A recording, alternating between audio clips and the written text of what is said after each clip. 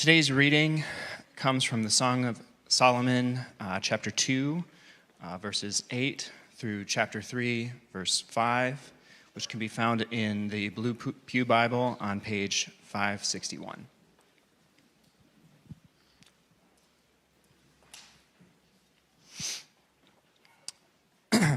The voice of my beloved, behold, he comes, leaping over the mountains, bounding over the hills.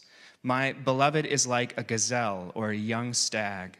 Behold, there he stands behind our wall, gazing through the windows, looking through the lattice. My beloved speaks and says to me, arise, my love, my beautiful one, and come away. For behold, the winter is past, the rain is over and gone. The flowers appear on the earth, the time of singing has come, and the voice of the turtle dove is heard in our land. The fig tree ripens its figs, and the vines are in blossom. They give forth fragrance. Arise, my love, my beautiful one, and come away. O my dove, in the clefts of the rock, in the crannies of the cliff, let me see your face. Let me hear your voice, for your voice is sweet, and your face is lovely. Catch the foxes for us, the little foxes that spoil the vineyards, for our vineyards are in blossom. My beloved is mine, and I am his. He grazes among the lilies, until the day breathes and the shadows flee. Turn, my beloved, be like a gazelle or a young stag on cleft mountains. On my bed by night I sought him whom my soul loves. I sought him, but found him not.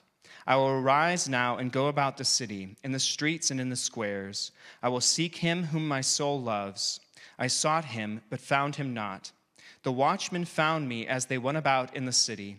Have you seen him whom my soul loves? Scarcely had I passed them when I found him whom my soul loves.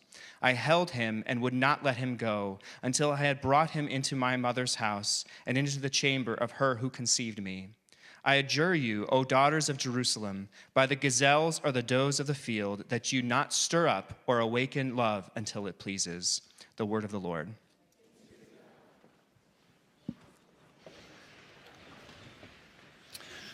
All right. Thank you, Peter, for reading for us. I was talking with Greg as we began this sermon series about finding readers for the Song of Solomon, and if you've read the book, you know there's some saucy passages in there, and who are we going to give those passages to? But Peter's passage wasn't so bad today, so, it's good. Good to have you here this morning, and thank you for braving out the snow. Just before the first service started, Pastor Greg came in and said, have you seen the headlines? And I have not been on the news the last couple of days, and so I had not seen, but I understand just from talking with him and then talking with many of you between services that there was another shooting in Minneapolis, and I have not read any or have any details about it. But just want to I was thinking of Psalm 46. Psalm 46, the psalmist says, the nations rage and the kingdoms totter. And sometimes it feels like our nation is raging, not just the nations out there, but our nation is raging and the kingdoms totter. But the psalmist goes on to call us to faith in God. He says, be still. This is the Lord speaking. Be still and know that I am God. I will be exalted among the nations. I will be exalted in the earth. The Lord of hosts is with us. The God of Jacob is our fortress. And I don't sometimes know what to say to you all when things are happening out in the larger culture, to tell you how you should think about them, or even more difficult, what you should do about them. But I do know that we should be praying. We should be praying that God's justice would come. And we should not forget that the Lord sits upon his throne even when the nations are in turmoil and the kingdoms are tottering. And we should trust in him and continue to look to him. And as we pray and look to him, let him guide us and lead us. So I encourage you to be prayerful, as many of you have been, for our country this week and for Minneapolis in particular. In any case, this morning we continue on in our Ancient Wisdom Sermon series. And we're in the last of the wisdom literature books, the Song of Songs, and we're looking at a few more scenes from the Song of Songs. For those that are new to the series, the Song of Songs is a collection of love poems It celebrates the marriage relationship, a particular focus on marital intimacy. And I've emphasized in the first couple sermons, and I'll be saying this throughout, we are reading the Song of Songs not only as a statement or with a view to marital intimacy and marital relations among husbands and wives, but even more so as a statement about the marital love between Christ and the church. The New Testament teaches us that marital love is not simply about husbands and wives, but that earthly marriages are a reflection that points to Christ and the church. Jesus is the true bridegroom, and the church is the true bride. So this is why our sermon titles up to date have been about the love of Jesus rather than about the love of husbands. And while there will be future titles about the love of the church, not just about the love of wives. In today's passage, we're going to see three aspects of earthly marital love that reveal three aspects of heavenly marital love. And I was putting the sermon series together. I was reading through Song of Songs and thought, I can get a sermon out of that, I can get a sermon out of that, I can get a sermon out of that. But I had too many sermons for how much there was for Song of Songs. So we're actually taking three of my sermon ideas and putting them into one sermon. But it's going to be not a very long sermon, so don't panic, right? But we've got three sermonettes here, you could say. Each of them are an independent thought. But they all run together around the theme of marital love, of course. All right, so our first aspect of marital love that we see is that marital love, or we could say Jesus' love, is liberating. It's not entrapping. It's liberating, not entrapping. This first scene opens up in verse 8 with the bride hearing the voice of the beloved. The voice of my beloved, she says, behold, he comes. He's coming to her. She describes her beloved as leaping over the mountains, bounding over the hills. The picture that we're given here is that of her bridegroom as a young stag. And this is a common image in the ancient Near Eastern literature, this idea of the groom or the male lover as a young stag. The picture gives us a sense of the groom's power, his virility. In verse 2, the groom stops just beyond the bride's wall. She calls it our wall, so apparently this is their home together. And he gazes at her through the window. His look into the window is an implicit request. He wants something from her. But what does he want from her? Well, verses 10 through 13 give us the answer. He wants us to come away with her. Look at verses 10 through 13. My beloved speaks and says to me, arise, my love, my beautiful one. Come away. For behold, the winter is past, the rain is over and gone, the flowers appear on the earth, and the time of singing has come. And the voice of the turtle dove is heard in our land. The fig tree ripens its figs, and the vines are in blossom. They give forth fragrance. Arise, my love, my beautiful one, and come away. The groom is inviting the bride out of the house into a beautiful world of springtime. Spring being a season of the year that is kind of universally associated with romantic love. It's true in the ancient world, it's true in our world as well. He's inviting her out into the joy of new beginnings and flowers and ripening figs and singing. Now, she seems a bit hesitant. She's behind the wall, maybe not sure that she wants to leave the house. In verse 14, he describes her in this invitation as a dove hiding in the cleft of the rocks. So she's a bit hesitant. It may be spring, but it's safer behind the walls. It's safer in the cleft of the rock. Now, the bride is not always hesitant throughout the Song of Songs, and we'll see that by the end of this sermon. But here in this scene, she is. And so the bridegroom is coaxing her to come out and join him. He uses flattery. He tells her that her face is lovely. He tells her that his voice is sweet. But what I want to focus our attention here is on what the bridegroom wants from the bride.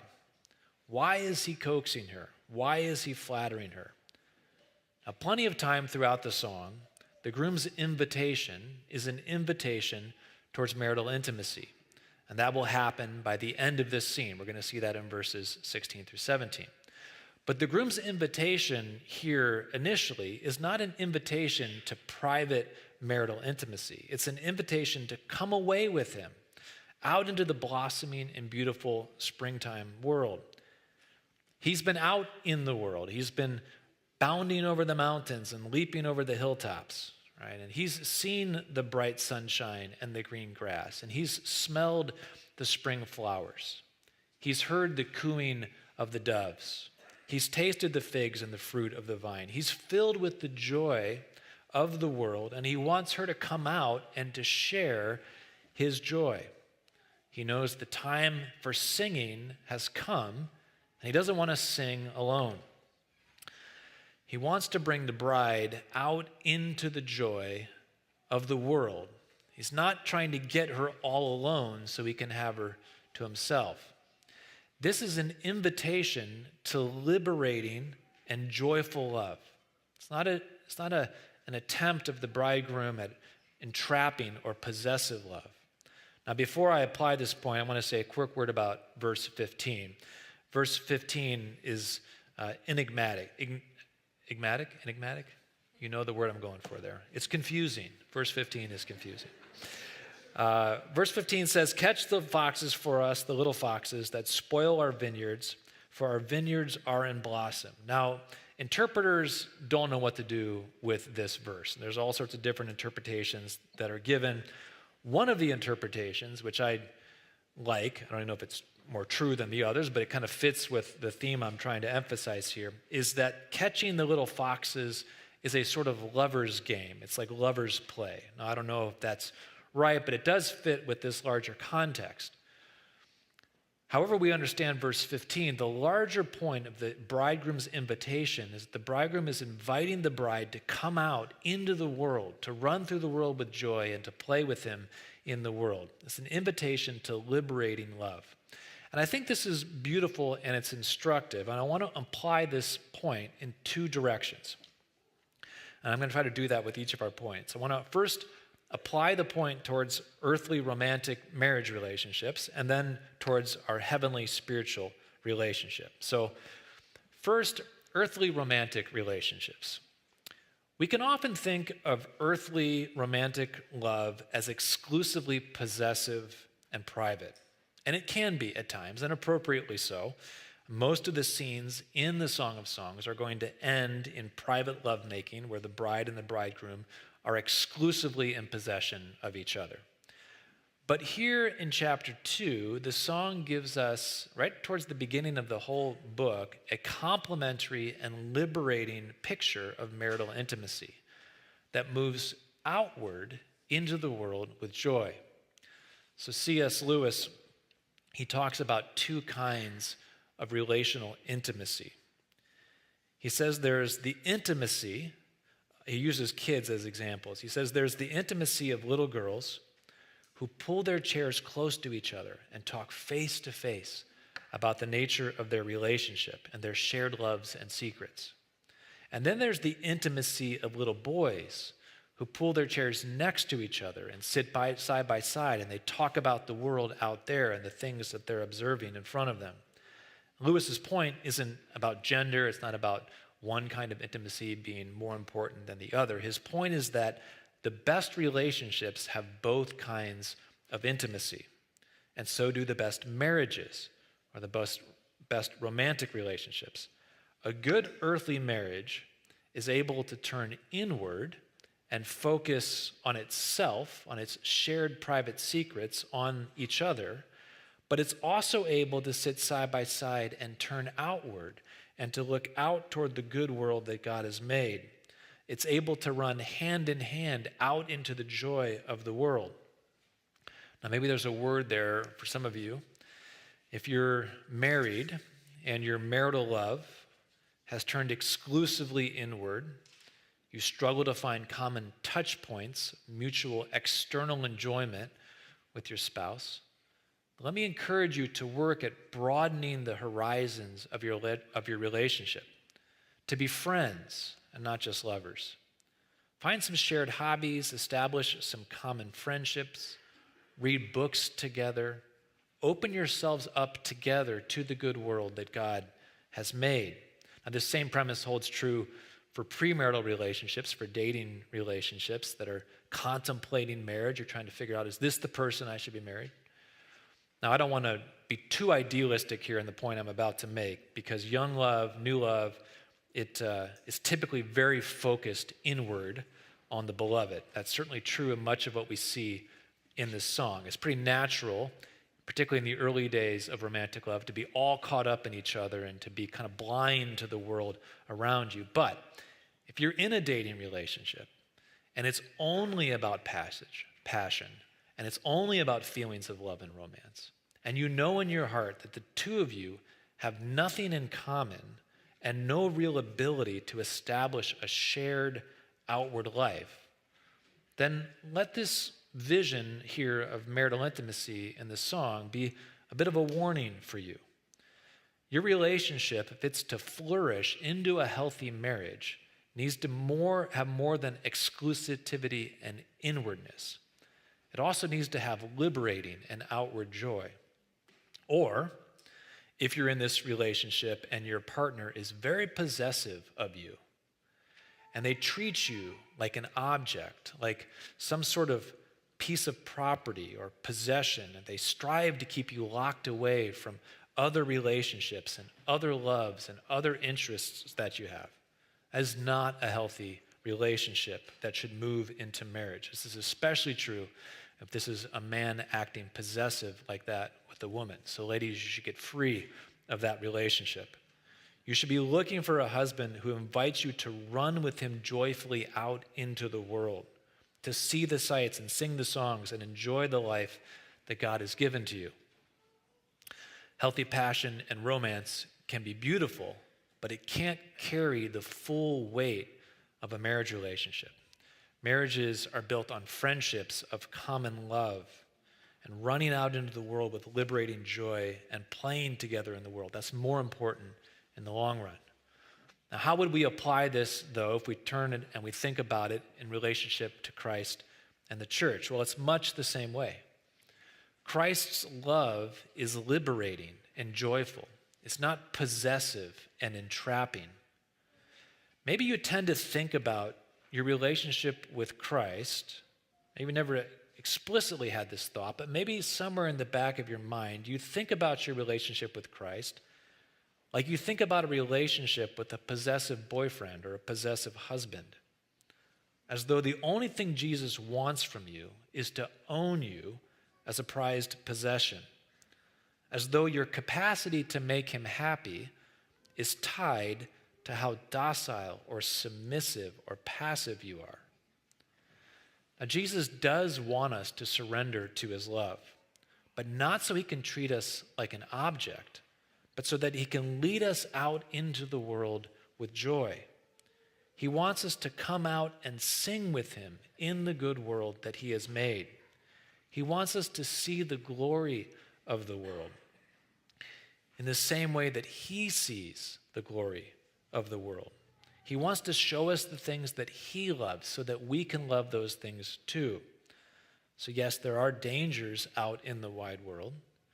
We might be hesitant to journey out with him into the world. But with Jesus as our guide, we can journey out into the world and we can share in his gladness. One of my favorite Psalms, Psalm 19, and I see some connections here. It's kind of symbols upon symbols upon symbols to kind of pull these all together. But let me read Psalm 19, 1 through 5. There's a celebration of creation, a celebration of the sun. And the sun is, I think, functioning typologically like Christ here. The psalmist says, "The heavens declare the glory of God, and the sky above proclaims his handiwork. Day to day pours out speech, and night to night reveals knowledge. There is no speech, nor are there words whose voice is not heard. Their voice goes out through all the earth, and their words to the end of the world. In them he has set a tent for the sun, which comes out like a bridegroom, leaving his chamber, and like a strong man runs his course with joy." I think we can see in that Jesus as the Son coming out from the tent of God into the world, going from one end to the next. He's the strong man running his course in the world with joy. And he wants us to come away with him, to run his course with him, to come out and to sing with him. So don't hide behind the wall. Don't cower in the crannies of the cliff. Accept Jesus' liberating invitation to run with him as he runs his course with joy. All right, so that's our first point. The next two might be a little bit shorter. But our first point, that Jesus' love is liberating. Marital love is liberating. Here's the second point. Marital love is sacred. It's not common. It's sacred. It's not common. The bride leaves the house with the groom, and they spend the day running the fields and mountains together. But the scene ends in verse 16 and 17 as the happy couple's outward public joy turns inward and private. So look down at verses 16 and 17, back here in Song of Solomon. The bride speaking says, "My beloved is mine and I am his. He grazes among the lilies until the day breathes and the shadows flee. Turn, my beloved, be like a gazelle or a young stag on cleft mountains." Now there's a fair bit of poetical imagery here in these verses. In verse 17, the expression, "until the day breathes and the shadows flee," it's a poetical way of speaking about the sunrise.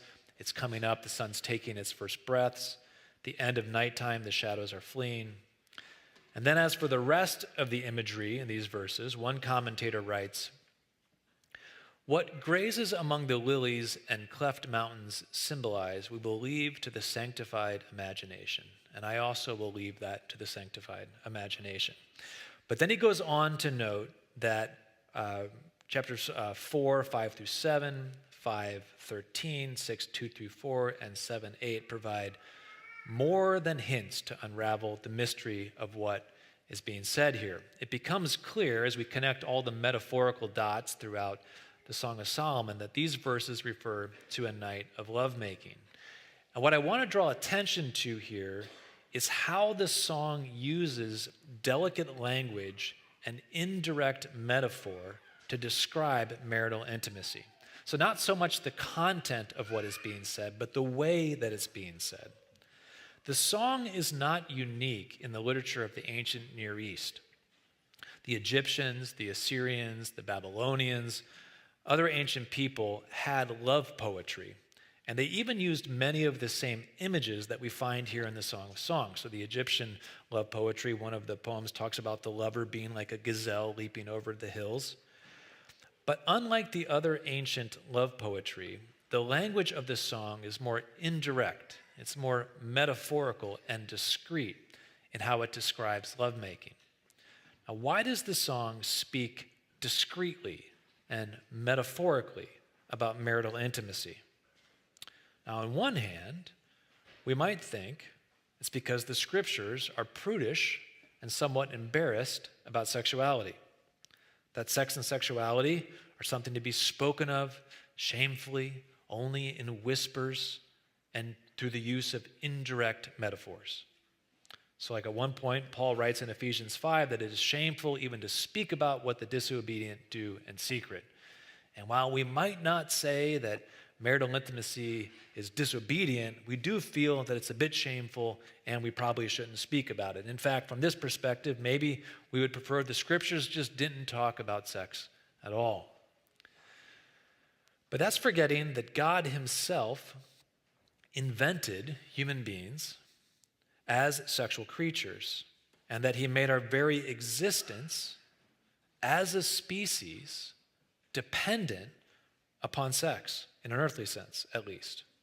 And in his original design, Adam and Eve, Genesis 2 tells us, were naked and without shame in each other's presence.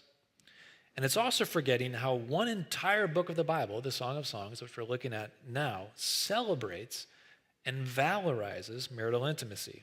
And even more, it's forgetting that the New Testament specifically teaches us to look back and to liken the sexual union in marriage to our spiritual union with God in Christ. So if the Bible valorizes and celebrates marital intimacy, why the indirect and poetical speech? Why not be more straightforward and more frank? I think it's because we should treat sacred things in sacred ways. So think about a fine china set. You don't bring out your fine china set for any and every occasion. We refrain from trotting out our fine china for every common occasion, not because we're embarrassed of our china, because we are ashamed of it, but because we reserve our most sacred dishes for our most sacred occasions. And I think that's why the Song of Songs and the scriptures generally speak poetically and metaphorically and discreetly about sexual intimacy, rather than frankly and commonly and brashly. The song refrains from speaking about sex like it's a common, ordinary activity, because it's not a common, ordinary activity. This is a good reminder in a culture that treats sex and sexual intimacy like any other common form of recreation, like any other kind of bodily function. There's an appropriate delicateness and sacredness that the song's language ascribes to sex and sexuality, precisely because human sexuality is delicate and it is sacred. Our sexuality doesn't work well when we treat it like it's common or casual, or that our sexual organs are no different than any other part of our body, like our knees and our elbows.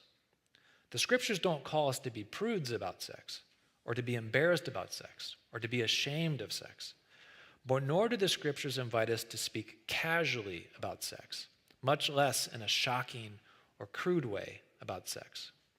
The scripture's way of speaking about sex is in keeping with the deep and profound sacredness of what marital intimacy represents, namely Christ's spiritual union with the church. Proverbs 30:18 says, "3 things are too wonderful for me. 4 I do not understand. The way of an eagle in the sky, the way of a serpent on a rock, the way of a ship on the high seas, and the way of a man with a maiden." The way of a man with a maiden is a mystery that not even the wisdom of Proverbs can plumb the depths of. And rightly so, because the mystery of a man and a woman, the mystery of a man with a maiden, is but a pale reflection of a deeper and truer mystery. Paul tells us in Ephesians 5 that the mystery of a man and a woman becoming one flesh is a profound mystery, but that it refers to Christ and the church, which is the greatest mystery of all. Christ in you, the hope of glory, Paul calls the mystery of the gospel.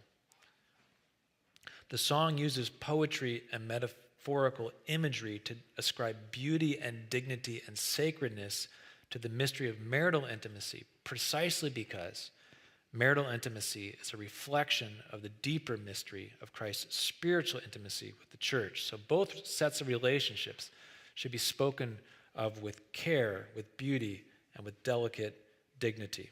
All right, so the first point, the love of Jesus is liberating. The second point, the love of Jesus is sacred. Here's our third and final point. The love between Jesus and the church is mutual. I had originally planned to preach an entire sermon, as I said, around each of these scenes or ideas, and this one in particular, but since the series is already going to get away from me, I can't give the full attention to this scene that I want to. Chapter 3, 1 through 5 opens up a new scene, right? So we've closed out end scene after 2:17, and now new scene opens up. The bride is alone at night on her bed. She's longing for her bridegroom, but he's late coming home. So rather than keep waiting, she gets up and goes about the city in search of him. So we look here in verse 2. She says, "I will rise now and go about the city, in the streets and in the squares. I will seek him whom my soul loves." But she doesn't find him. "I sought him, but found him not," she says. At least not right away. In verse 3, she says she runs into the city watchmen and asks them if they've seen her beloved, but they haven't seen him. But then in verse 4, scarcely had she passed by the city watchman when she finds the bridegroom, she grabs onto him and she won't let him go until she brings him back into the chamber of her who conceived me. This language of bringing him back into the chamber of her who conceived me is a euphemistic way of saying that she's brought him back home for marital intimacy, which is why we get in verse 5 a repeat of the same adjournment that we saw in chapter 2 last week. The bride's love is all stirred up. She's hungry to see her bridegroom, which is fine because she's married, but she adjures the young women, the daughters of Jerusalem, to refrain from stirring up or awakening their love until the time is right. Now, this same adjournment is going to show up again in chapter 8. We're going to come back to it, and I'll spend some time there and build a sermon around it. But in any case, the point of application I want to draw from this larger scene is that just as the groom pursues intimacy with the bride pursues intimacy with the groom. Or we can say it like this: the song's vision overall of marital intimacy is mutual. There's reciprocity in the marital love. Like our previous points, now I want to try to apply this in both directions. So with respect to earthly marriages, this scene is a helpful reminder that the pursuit of marital intimacy is supposed to move in both directions. It's supposed to be mutual. Now again, it's necessary to make all the caveats that I made in the previous week about marital intimacy being complicated, and it can be complicated by health concerns and by stress concerns and by relational concerns and all sorts of factors for both husbands and wives. I also want to acknowledge, as I've hinted in the first point, and as we'll see in the coming weeks, the bride does have more legitimate reasons for hesitancy than the groom. Sexual intimacy is more vulnerable for women than it is for men. This is true even in marriage. So I don't want to dismiss any of that. But the simple point here is that the song's picture of marital intimacy and the New Testament's more broadly is a picture of mutual reciprocity and mutual pursuit. No one in any kind of relationship, and it's true in the marriage relationship, likes to be only ever the seeker and never the sought. And if you're married, I would commend the song's vision of mutual reciprocity to you. Now, with respect to our heavenly marriage, the same principle of mutuality holds true. Jesus doesn't always want to be only ever the seeker and never the sought. He wants us, metaphorically speaking, to get out into the city looking for him. He wants us to pursue him spiritually and eagerly. And when we find him, he wants us to grab hold of him and to not let go of him. He wants us, as Paul says in Romans 12, to offer ourselves to him as living sacrifices of worship, as a reflection or in response to the fact that he has offered himself to us as a living sacrifice of love. Our pursuit of Christ, our desire to be blessed by him, to know him, to possess him, to be possessed by him, all of that pleases him. Precisely because he loves us and we are his beloved. In the same way that the bride's pursuit of her husband is an affirmation of her husband, our seeking of Christ, our heavenly husband, is an affirmation of Christ. So don't be afraid to get out of bed at night and wander around the city looking for Jesus. The night watchman might not know where he is, but he knows where he is. And he knows where you are, and he wants to be found by you.